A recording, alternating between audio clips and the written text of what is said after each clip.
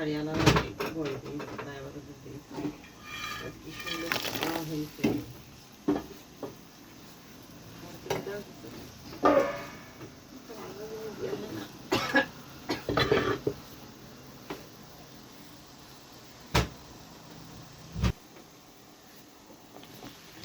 আলু কুচে যাচ্ছে, থাকছে।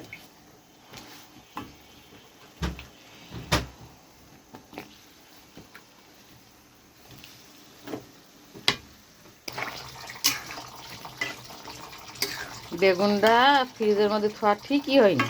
এরকম টাটকা বেগুন কখনো ফ্রিজে রাখে মনি? এত গাধা না, থুবা কি জানি। এই যে কি মনে করে থুই তো ফ্রিজটা, এই যে ফ্রিজের মধ্যে থুয়ে কিরাম হয়ে গেল তরকারিটা। যা বেগুনটা গরম মশলা বানাবো একটু, দারচিনি লবঙ্গ 3টা মশলা দিয়ে, বেশি না। দারচিনি দেবো, লবঙ্গ দেবো, আর হলো জিরা দেবো। এই 3টা দিয়ে একটা গরম মশলা।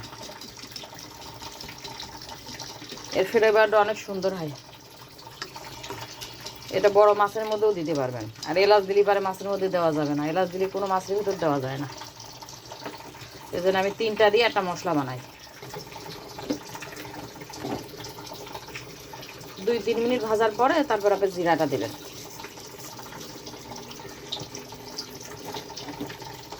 জিরাটা দিয়ে বেশি সময় রাখা যাবে না, তাহলে কালো হয়ে যাবে মশলাটা।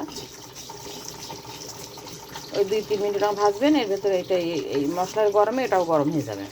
পরে ব্লেন্ডার করে বয়ম ভরে রেখে আপনি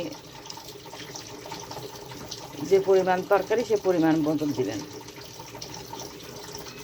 ধরেন 1 কেজি গরু মাংস রান্না করছেন, আপনি 4 চামচে 1 চামচ দিলেই যথেষ্ট। 1 কেজি মুরগি রান্না করতেছেন, 1 কেজি মুরগির মধ্যে 1 চামচ দিলেই যথেষ্ট। এরকম আপনি এটা ডালির ভিতরেও খাইতে পারেন। ফুলকপির তরকারি, যে কোনো বড় মাছের তরকারি, এইভাবে হয়েছে শেষ।